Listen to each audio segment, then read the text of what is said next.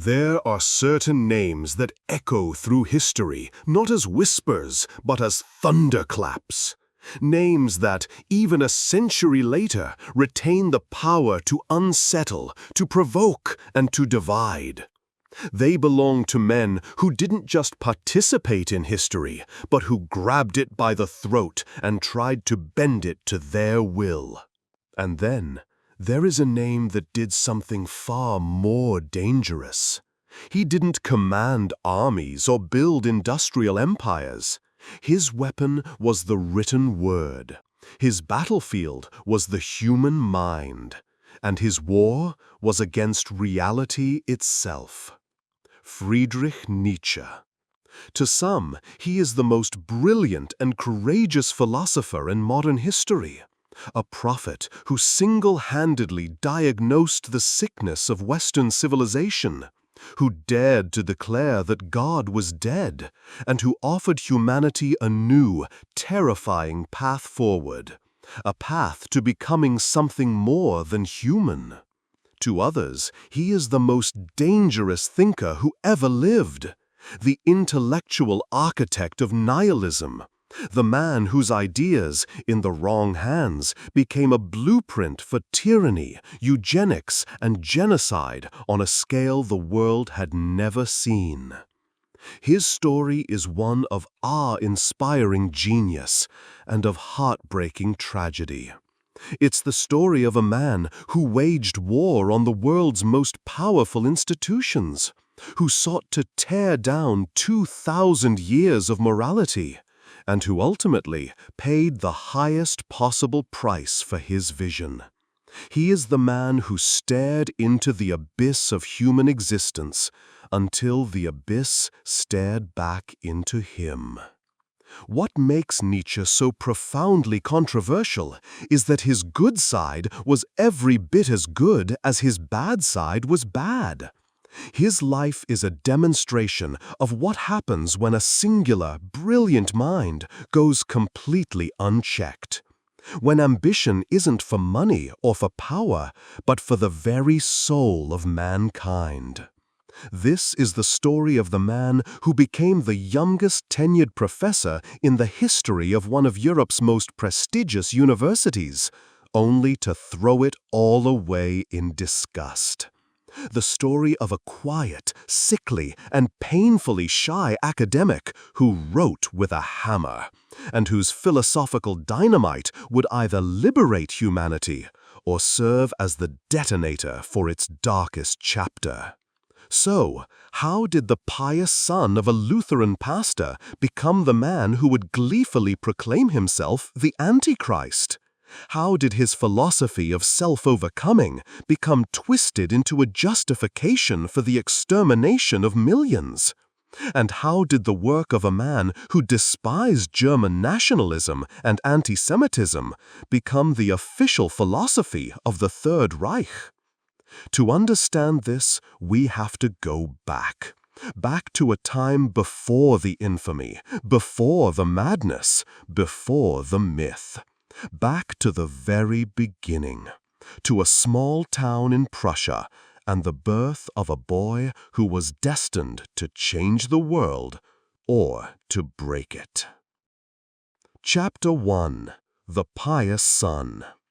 Our story begins on October 15, 1844, in the quiet, conservative village of Rocken in the Prussian province of Saxony.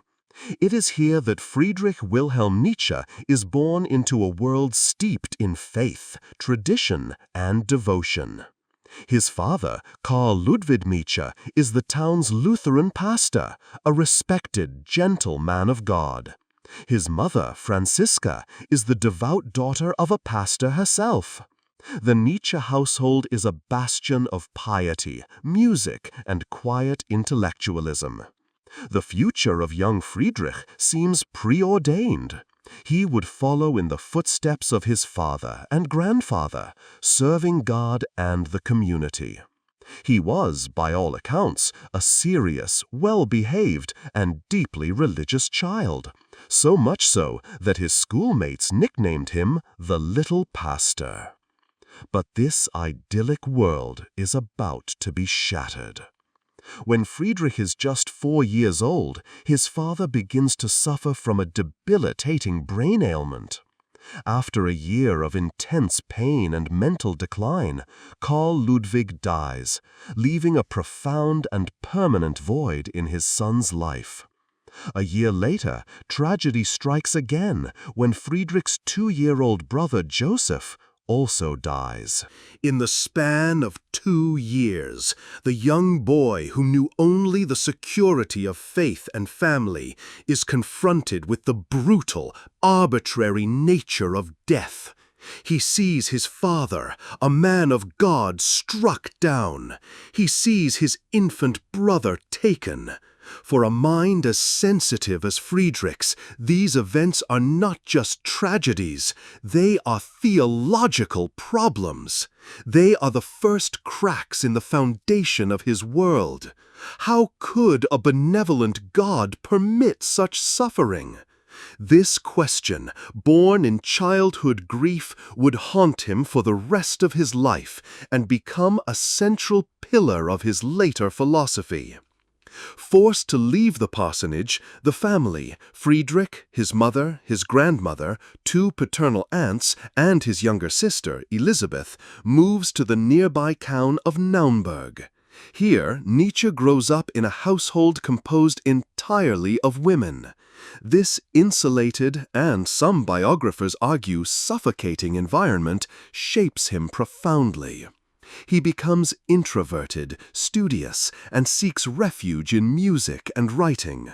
He composes piano sonatas and writes poetry, already showing signs of a prodigious, if melancholic, intellect.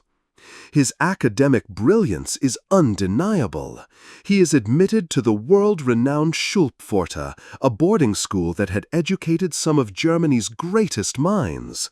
Here he receives a rigorous classical education, excelling in literature, ancient languages, and religion.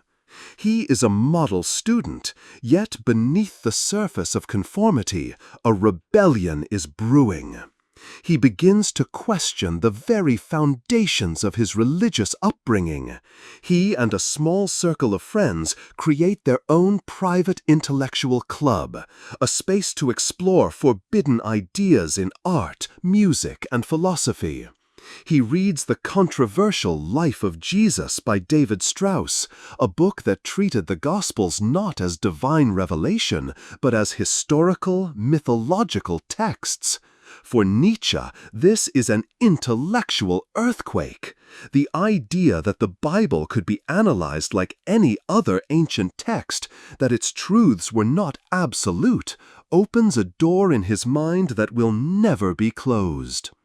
His faith, already shaken by childhood tragedy, begins to systematically crumble under the weight of his own relentless intellect. He writes essays questioning the historical validity of Christianity. He feels an increasing alienation from the dogmatic faith of his family, a chasm growing between the world he is expected to enter and the world of ideas he is discovering. This internal conflict comes to a head during his first Easter holiday from the school.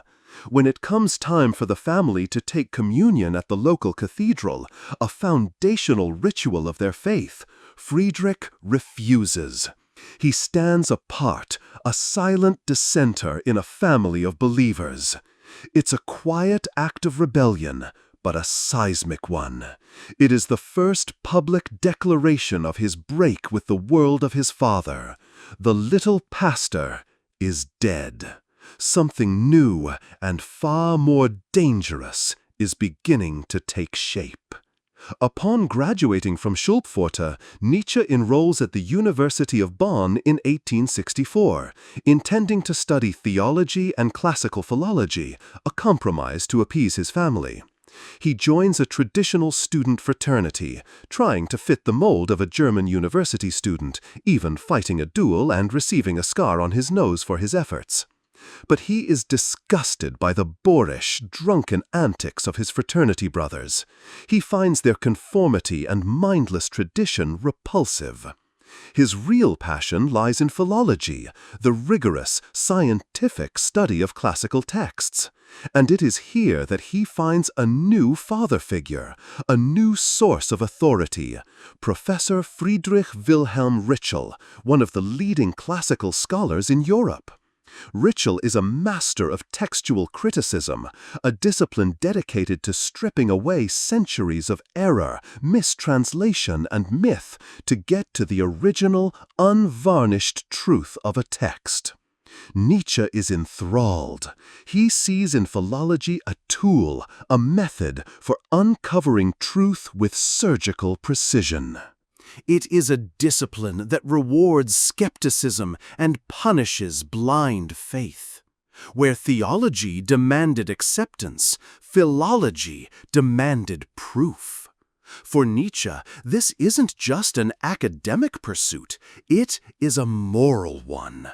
He transfers with Ritschl to the University of Leipzig, dedicating himself entirely to the field. It is in Leipzig that two fateful encounters occur that will set the final course for his life. The first happens in a second-hand bookshop. Rummaging through the shelves, Nietzsche stumbles upon a book by a philosopher he has never heard of, Arthur Schopenhauer. The book is The World as Will and Representation. He buys it, takes it home, and begins to read. For Nietzsche, it is a revelation. Schopenhauer's philosophy is one of profound pessimism. He argues that at the core of all reality is a blind, ceaseless, and ultimately meaningless striving he calls the will.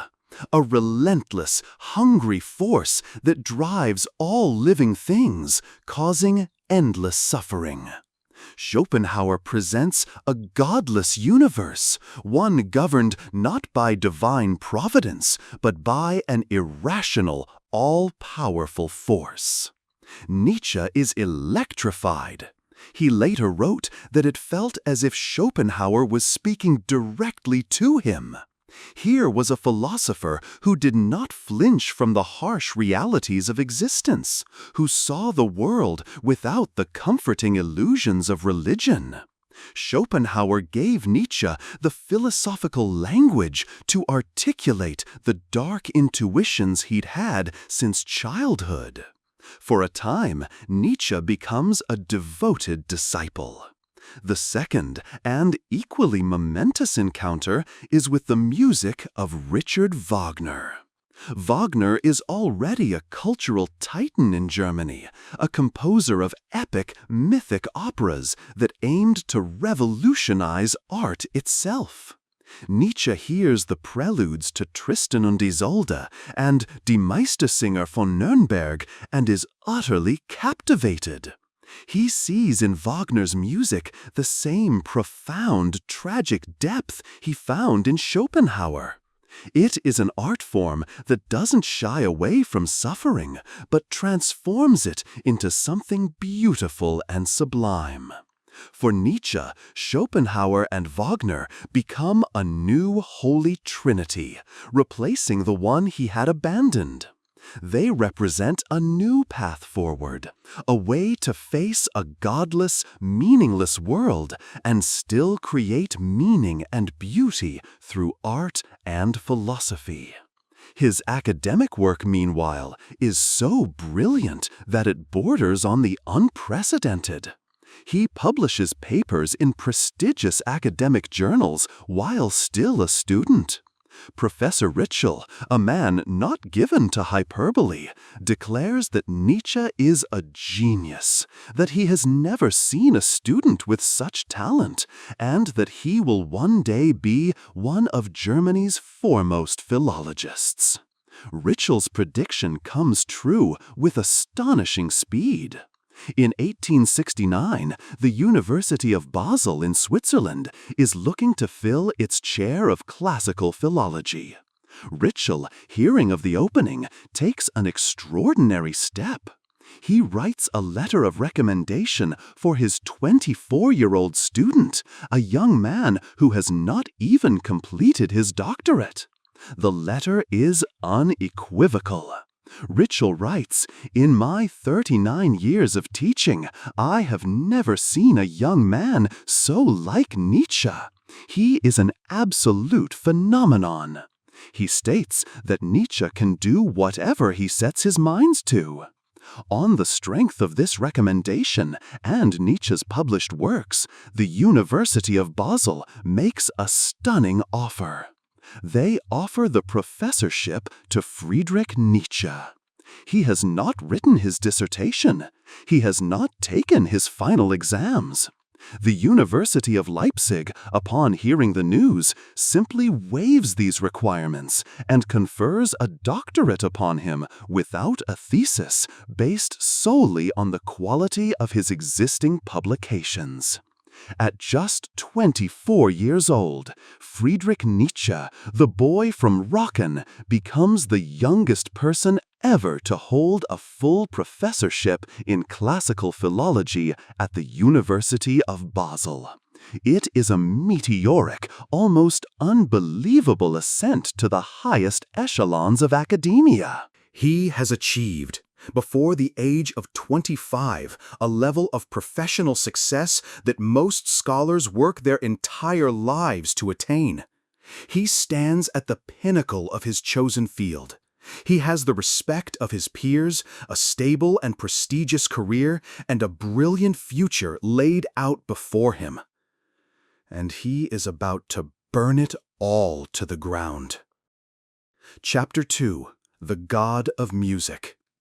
He arrives in Basel a conquering hero, a prodigy. The faculty at the university see in him the future of their entire field. But from the very beginning, Nietzsche is a strange fit for the sober, methodical world of academia. His colleagues are dedicated to the careful, incremental work of scholarship, cataloging textual variants, debating grammar, reconstructing fragmented lines of ancient poetry. Nietzsche, however, has bigger game in his sights.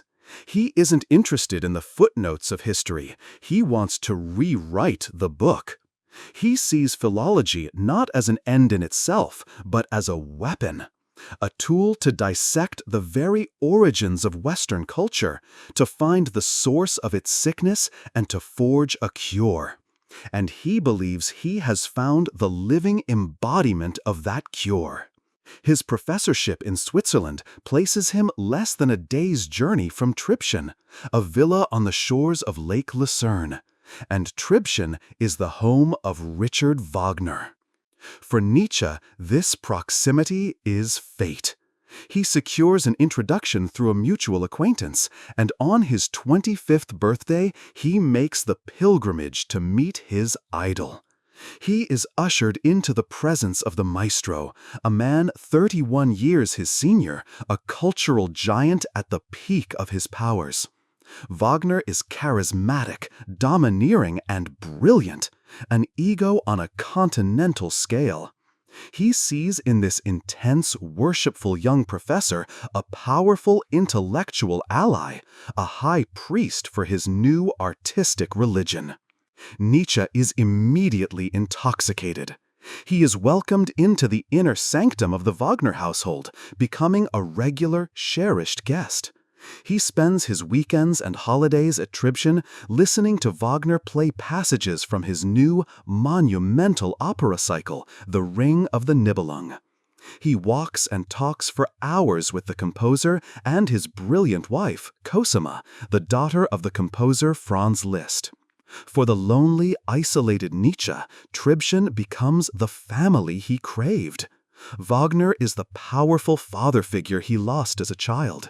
Cosima, a sophisticated and intelligent confidant. He is no longer just a fan. He is an acolyte, a disciple in the cult of Wagner.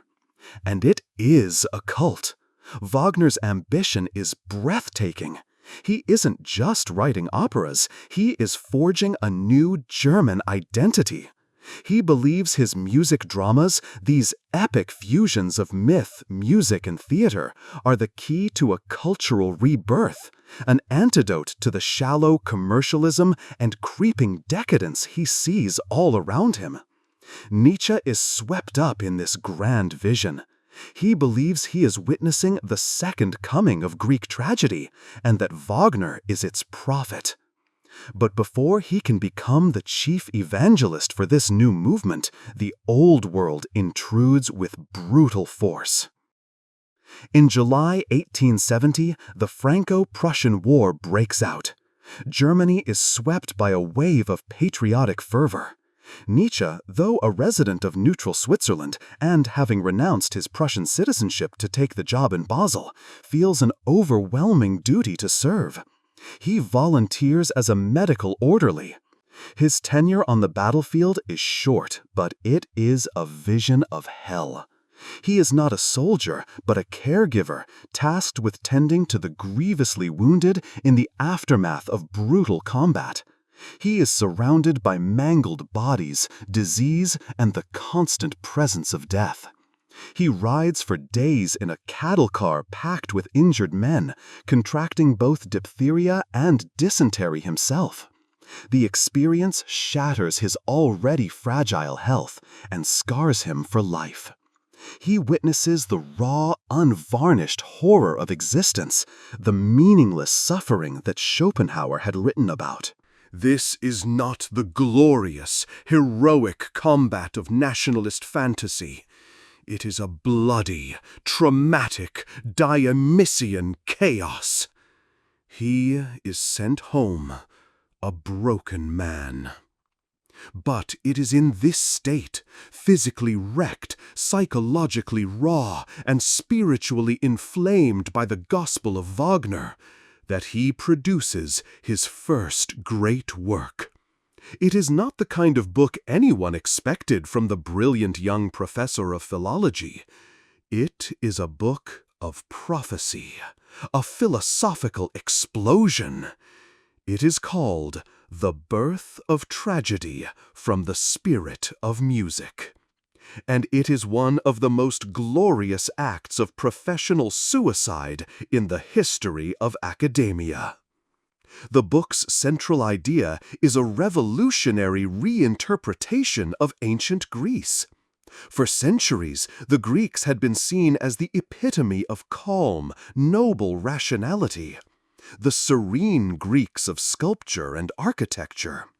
Nietzsche argues this is a profound misunderstanding. The true genius of the Greeks, he claims, lay in their understanding of a fundamental duality at the heart of existence, two opposing forces which they channeled into their art. He gave these forces the names of two Greek gods, Apollo and Dionysus. The Apollonian is the force of order, reason, and logic. It is the world of dreams, of beautiful illusions, of clear boundaries and individuality. It is the principle behind Greek sculpture, with its perfect forms and serene faces. It is a beautiful lie we tell ourselves to make the world bearable. But beneath this rational surface lies a terrifying, primordial truth. This is the realm of the Dionysian.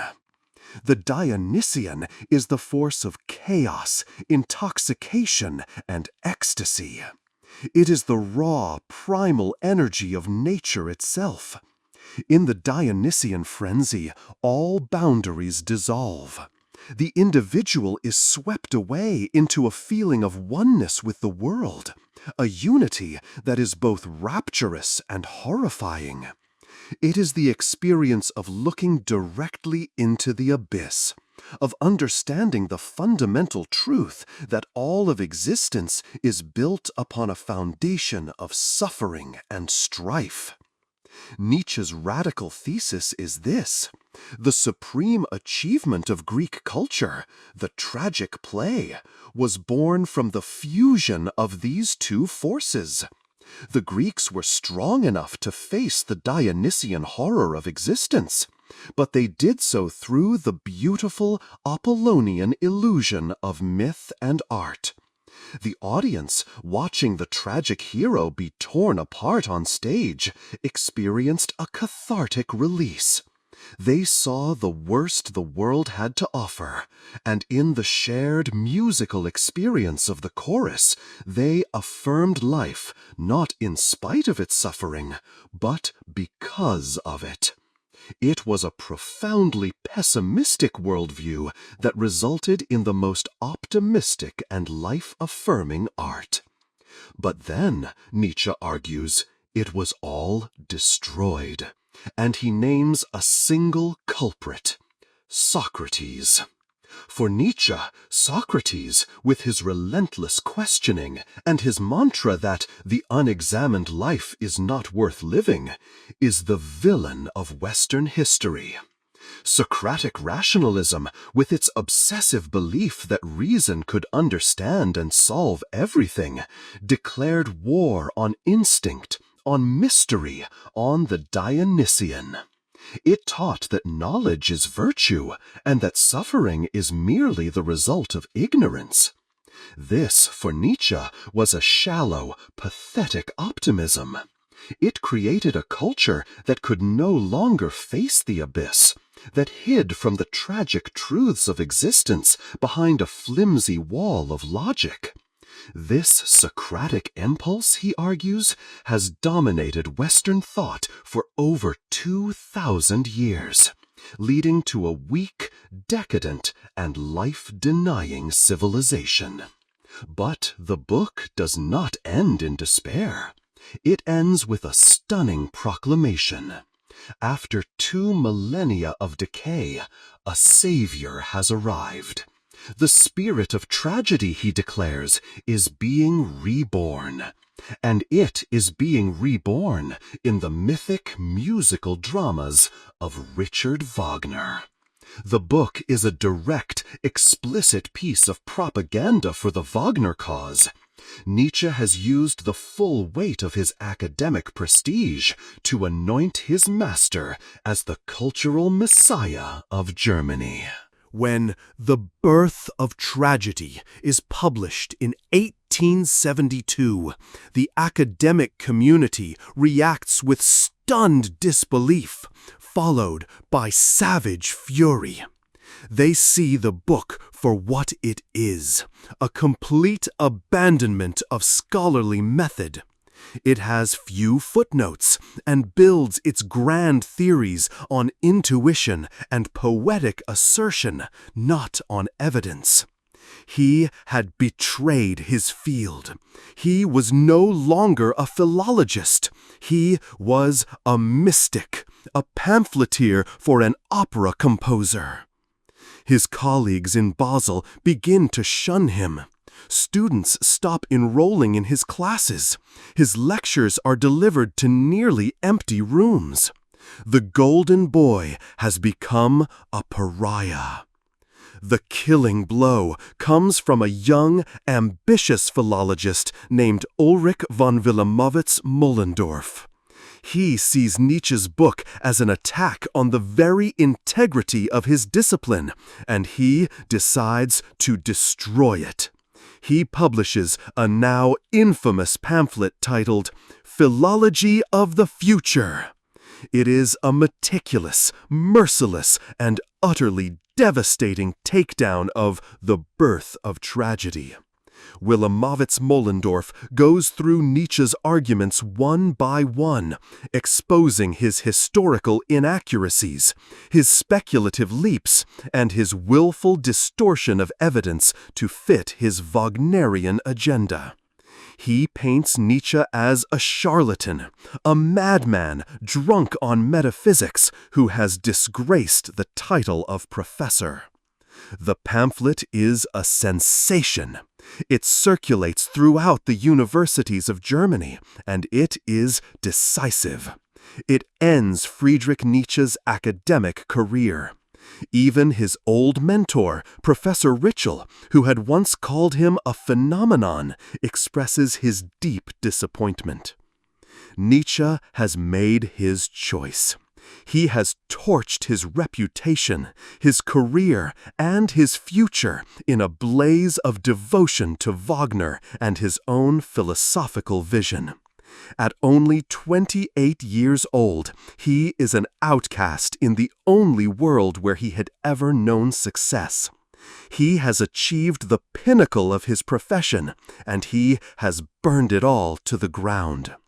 And in the ashes, he will have to find something new to build.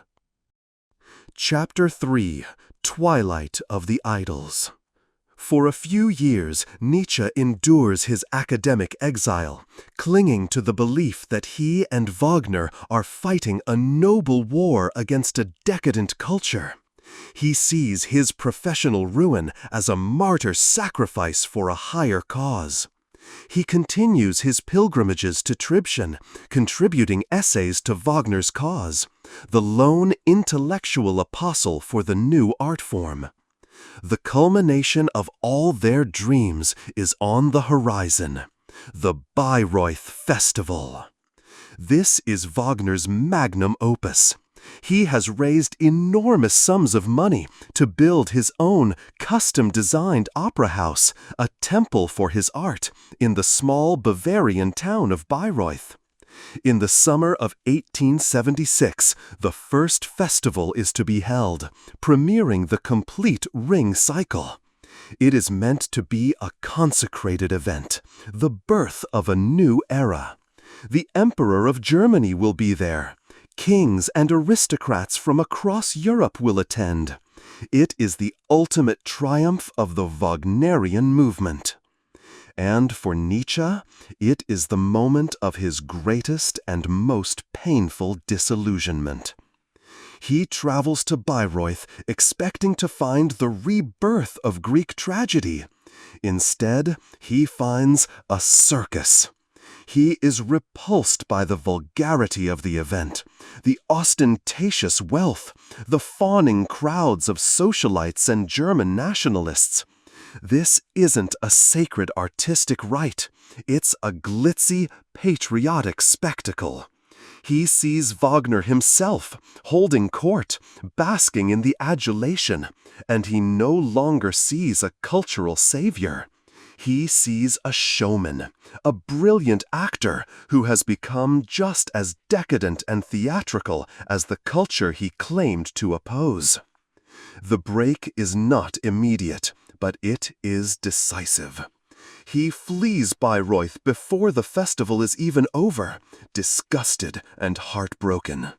The final, unforgivable betrayal comes a few years later, when Nietzsche learns that Wagner's final opera, Parsifal, is an explicitly Christian story of redemption and piety.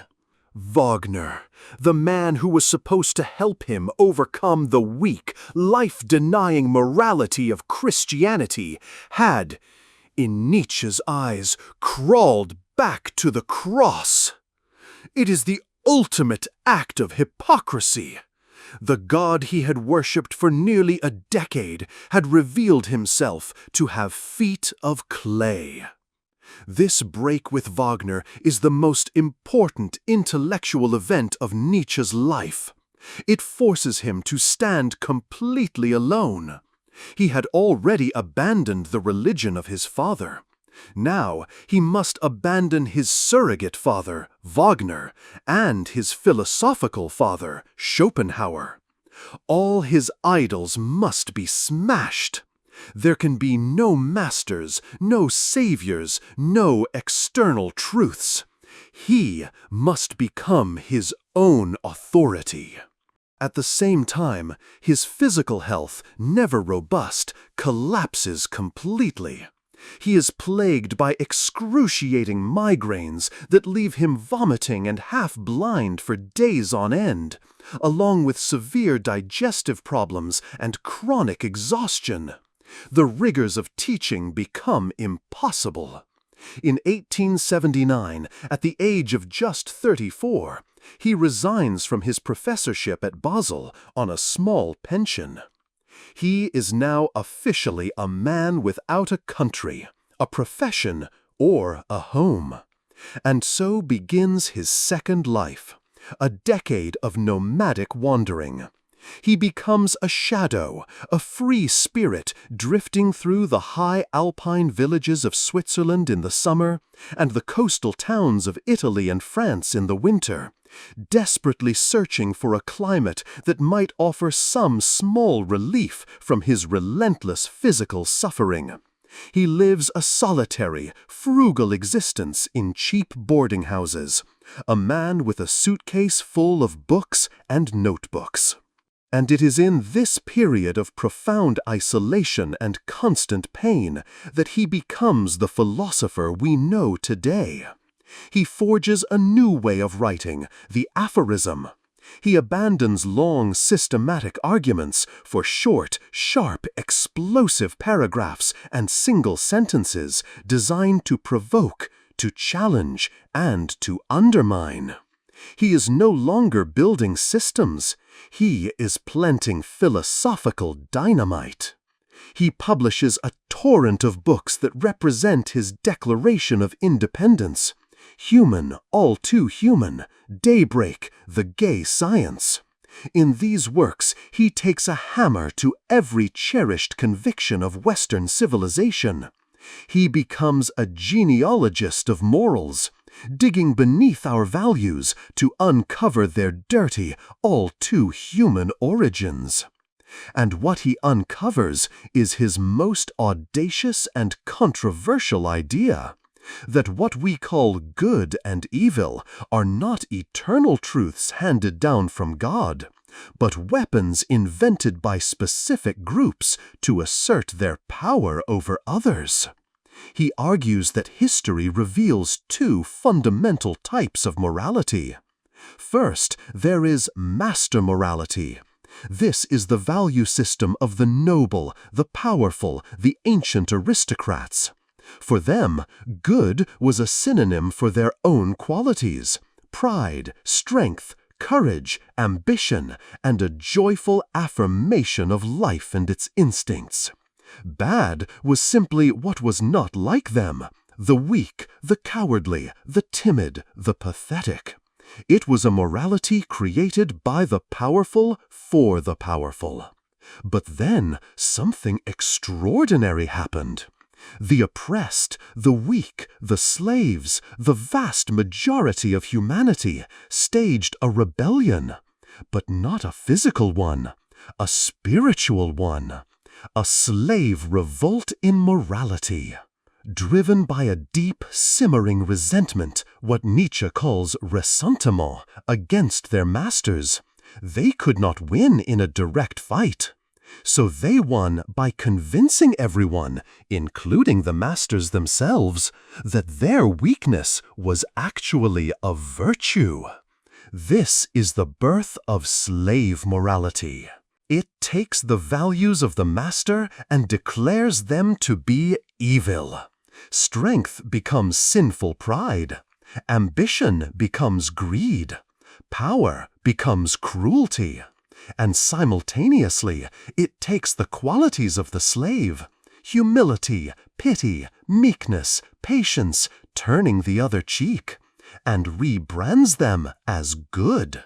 The weak don't say, "I am weak." They say, "I am good." For Nietzsche, the single greatest and most successful slave revolt in history is Christianity.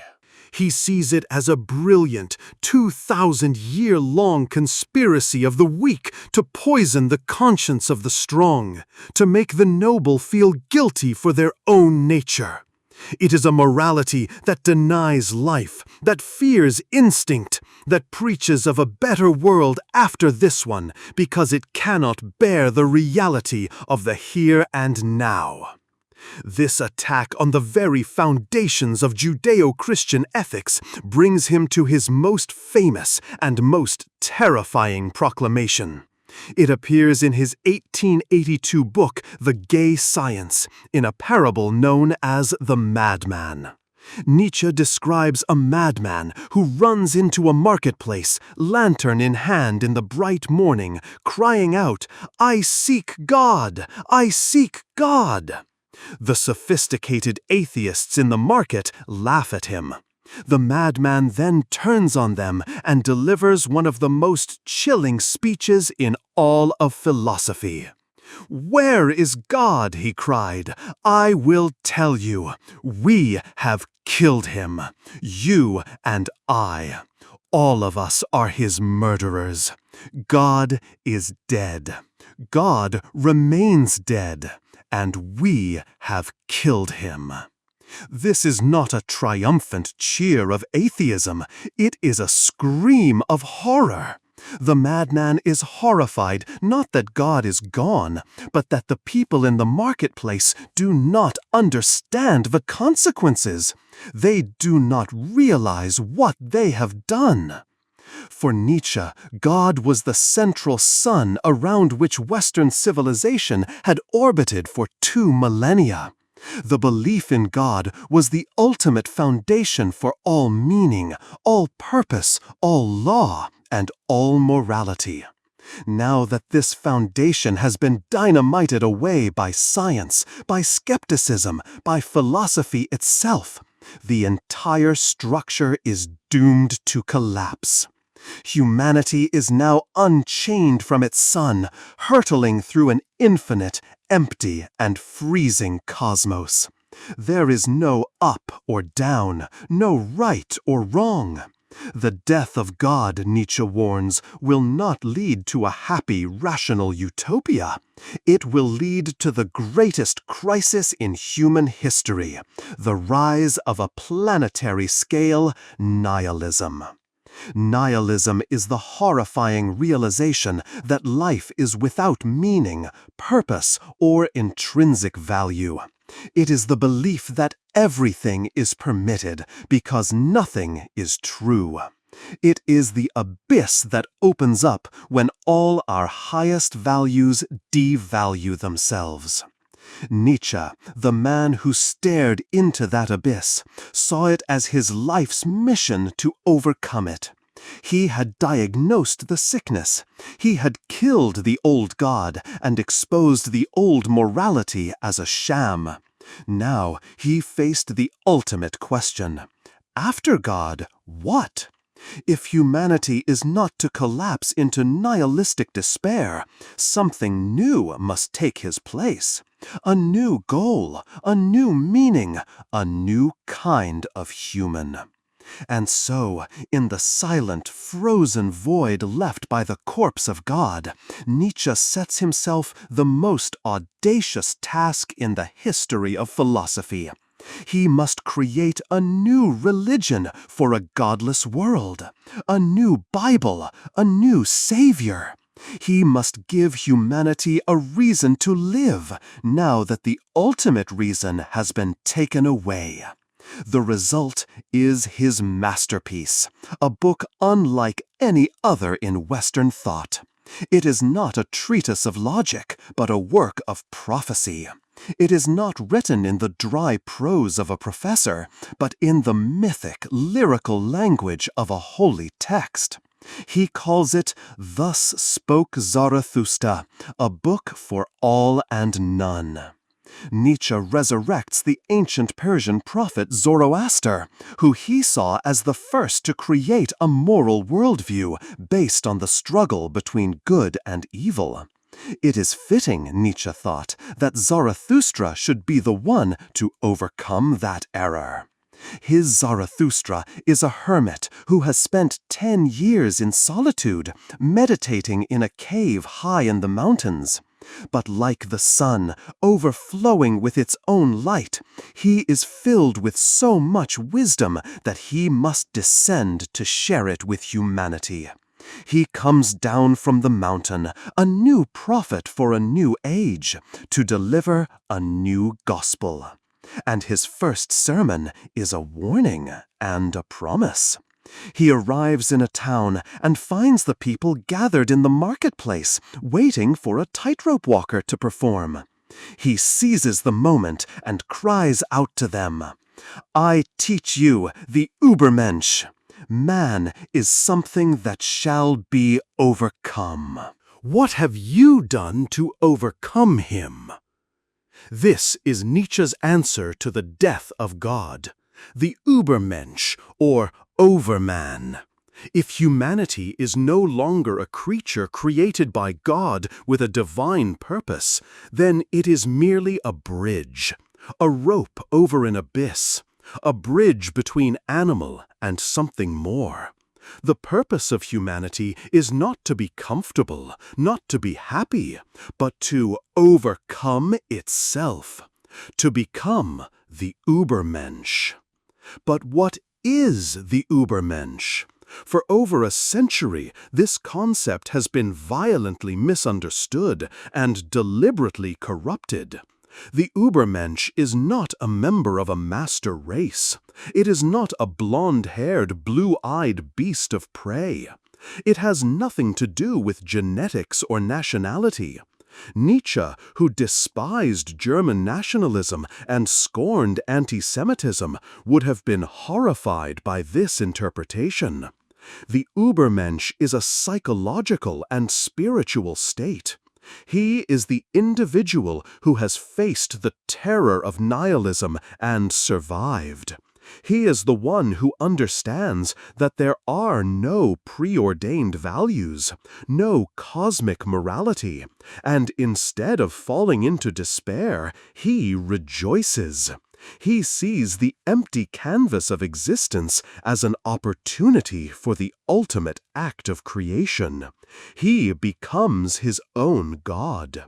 He creates his own table of values. The Übermensch is the one who has mastered his own chaotic inner drives and passions, not by extinguishing them, but by harnessing them, channeling them into a creative, life-affirming project.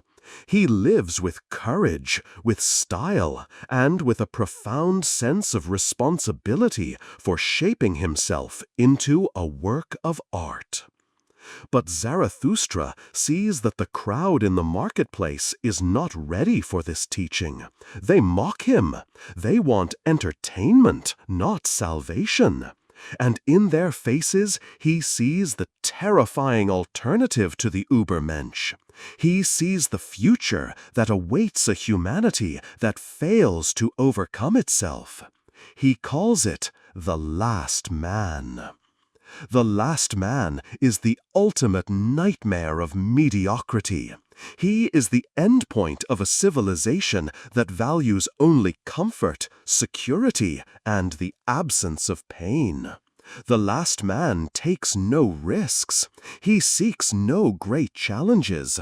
He has his little poison for the day to make for pleasant dreams, and a little poison for the end, for a pleasant death. What is love? What is creation? What is longing? What is a star? So asks the last man, and he blinks. The world has become small, and on it hops the last man, who makes everything small. His race is as ineradicable as the flea beetle. The last man lives longest. We have invented happiness, say the last men, and they blink. This is Nietzsche's chilling prophecy. It is a vision of a humanity that has achieved all its goals of peace and comfort, and in doing so has lost all reason to exist. A world of trivial pursuits, mindless entertainment, and universal contentment, where no one strives, no one dreams, and no one is willing to suffer for anything great. For Nietzsche, this comfortable, blinking creature is a fate far worse than any apocalypse. It is the death of the human spirit. And so Zarathustra presents humanity with a choice. Overcome yourselves and strive towards the Übermensch, or sink into the comfortable oblivion of the last man. But what is the engine that drives this process of overcoming? In his later notes, posthumously collected and published by his sister, Nietzsche gives it a name: the will to power. This is perhaps his most infamous and misunderstood idea. It is not, as it sounds, a crude desire for political or military domination over others. The will to power is a metaphysical principle. It is Nietzsche's replacement for both God and Schopenhauer's pessimistic will. He argues that everything in the universe, from the smallest organism to the most complex society, is driven by a fundamental impulse, not merely to survive, but to grow, to expand its sphere of influence, to discharge its strength, to overcome resistance, to create. A tree in a forest doesn't just want to exist. It strives to grow taller than the trees around it, to capture more sunlight, to spread its roots wider. An artist doesn't just paint. They seek to impose their vision on a canvas, to master their medium. A philosopher doesn't just think. They seek to create a system of ideas that overcomes previous systems. This, for Nietzsche, is the will to power. It is the raw, amoral, creative, and destructive energy of life itself. Slave morality, like Christianity, tries to deny and suppress the will to power, branding it as evil. The Übermensch, in contrast, acknowledges this force within himself and channels it into self-creation and self-mastery. He exercises his will to power over himself first and foremost. Finally, in the third part of Zarathustra, Nietzsche reveals his most personal, most terrifying, and most profound thought. It is the ultimate test for the Übermensch, the final formula for affirming life in its totality. He calls it the eternal recurrence of the same.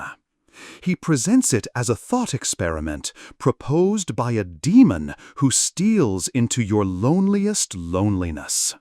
What if, some day or night, a demon were to steal after you into your loneliest loneliness and say to you, "This life as you now live it and have lived it, you will have to live once more, and innumerable times more. And there will be nothing new in it, but every pain and every joy and every thought and sigh and everything unutterably small or great in your life will have to return to you, all in the same succession and sequence.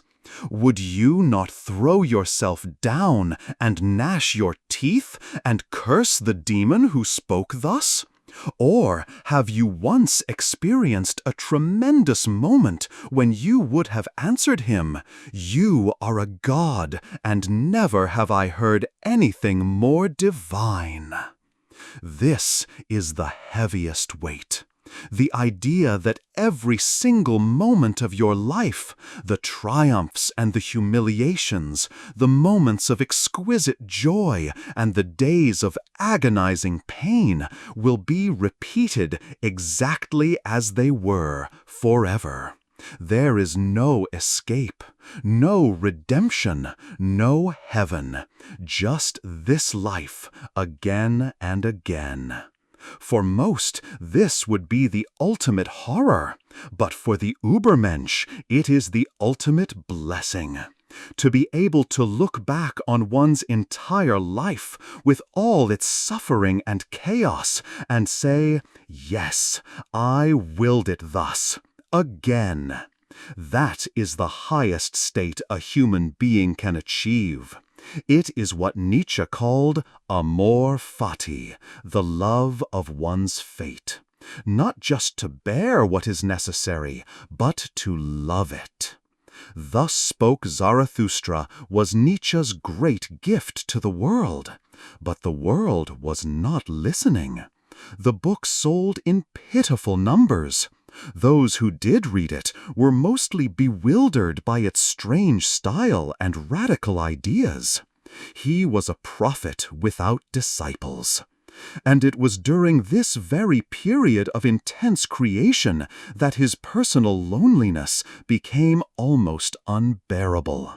He had found, he thought, his first and greatest disciple, a brilliant, fiercely independent, and captivating young Russian woman named Lou von Salome. For a brief, intense period in 1882, Nietzsche, along with his friend Paul Rée, formed an intellectual trinity with Salome. Nietzsche was utterly infatuated. He saw in her an intellect that could match his own, a soulmate to whom he could confide his most dangerous thoughts. He proposed marriage to her multiple times. She refused him every time. She valued her intellectual independence far too much to be tied to any man. The situation was made infinitely worse by the meddling of Nietzsche's sister Elizabeth, who was jealous and suspicious of Salome. The entire affair ended in a devastating, bitter rupture. Nietzsche was left heartbroken and humiliated. He felt betrayed by his closest friend and the woman he loved. The fallout was catastrophic. It confirmed for him his deepest fears about his own solitude and pushed him further into a self-imposed exile from the world. The pain of this rejection echoes through his later work, sometimes manifesting in bitter, shockingly misogynistic tirades that stand as some of the most regrettable passages he ever wrote. He had offered his gospel and been rejected. He had offered his heart and been rejected. Alone, sick, and misunderstood, Nietzsche now entered the final, most ferocious phase of his philosophical war. All his idols were dead. All his friendships were broken. There was nothing left to hold him back. Chapter 5. Hammer of the Gods. The years following the Zarathustra project and the Salome disaster are years of feverish, almost superhuman productivity. Freed from all attachments, Nietzsche turns his full intellectual firepower directly on the fortress of Western morality. If the world would not listen to his prophet, he would speak to them in his own voice, with a hammer. He sheds the poetic skin of Zarathustra and adopts the persona of a psychologist and polemicist.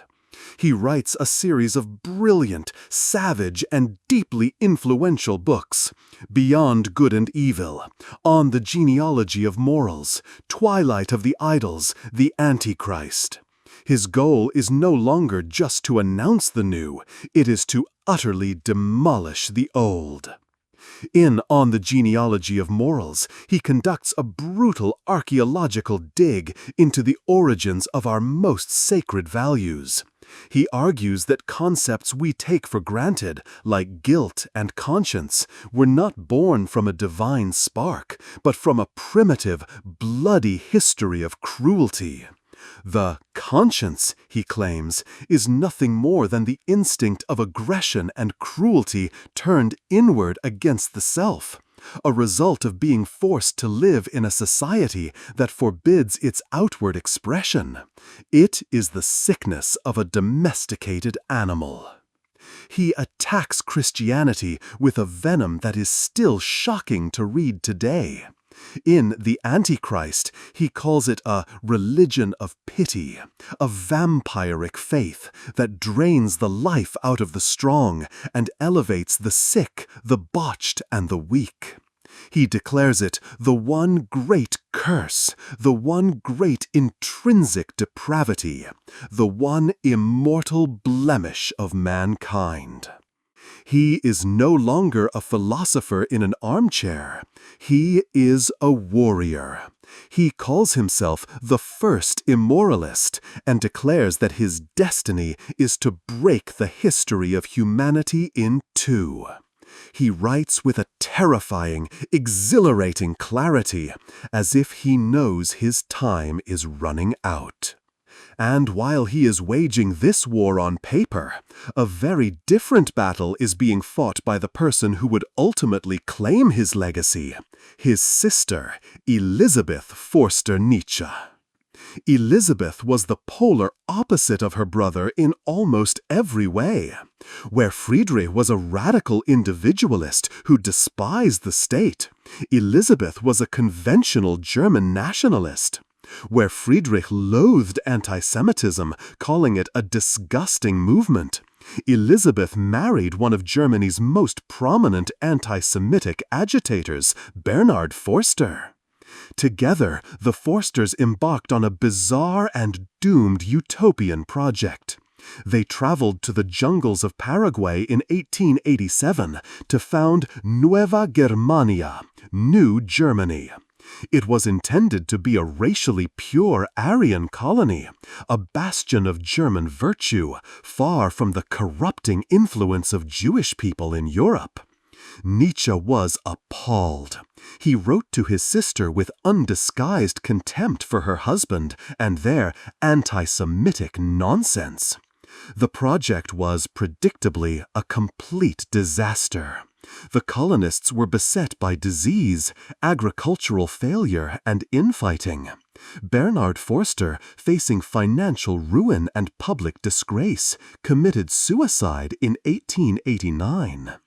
Elizabeth would eventually return to Germany a widow, her racist utopia in ashes. And she would arrive just in time to take control of the one thing of value her family had left, the name of her brilliant and now silent brother. By 1888, Nietzsche's isolation is total. He is living in Turin, Italy, a city he loves, but his mind is showing unmistakable signs of fracture. He writes his autobiography, Ecce Homo, Behold the Man, a book of breathtaking arrogance, with chapter titles like Why I Am So Wise, Why I Am So Clever, and Why I Write Such Good Books. He proclaims, I am not a man, I am dynamite. He seems to be oscillating between godlike self-confidence and profound torment. His final letters, written in late December 1888 and early January 1889, are terrifying. He signs them the Crucified one day and Dionysus the next. He writes to the King of Italy, to the Vatican, declaring his intention to have the German emperor shot. He is convinced he is on the verge of reshaping the political order of the entire world. The breaking point comes on the morning of January 3rd, 1889. The story, now a piece of philosophical legend, is that Nietzsche was walking through the Piazza Carlo Alberto in Turin when he saw a coachman brutally whipping his horse. The horse refused to move. Nietzsche, overwhelmed with a terrible pity, ran to the animal, threw his arms around its neck to protect it, and then collapsed to the ground, sobbing. He would never be the same. His landlord found him and brought him back to his room. He spent the next 2 days in a state of delirium, singing and pounding on the piano, convinced he was God.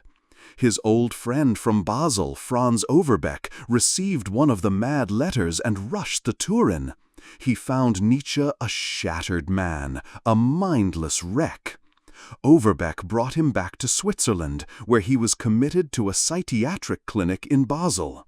The initial diagnosis was a tertiary syphilitic infection, a disease he may have contracted in a brothel as a student. Other modern diagnoses suggest a slow-growing brain tumor. The true cause remains a subject of debate. But the result is undisputed. The most brilliant and destructive mind of the 19th century had been extinguished. Friedrich Nietzsche, the man who stared into the abyss, had finally fallen in. He was 44 years old. He would live for another 11 years, but his conscious life was over. He was first cared for by his mother, and then, after her death, he fell into the hands of the one person he may have feared most. His sister, Elizabeth, returned from her failed racist colony in Paraguay and took charge of her helpless, world-famous brother. The prophet was now a silent relic, and the high priestess of a new, twisted version of his faith was about to begin her work.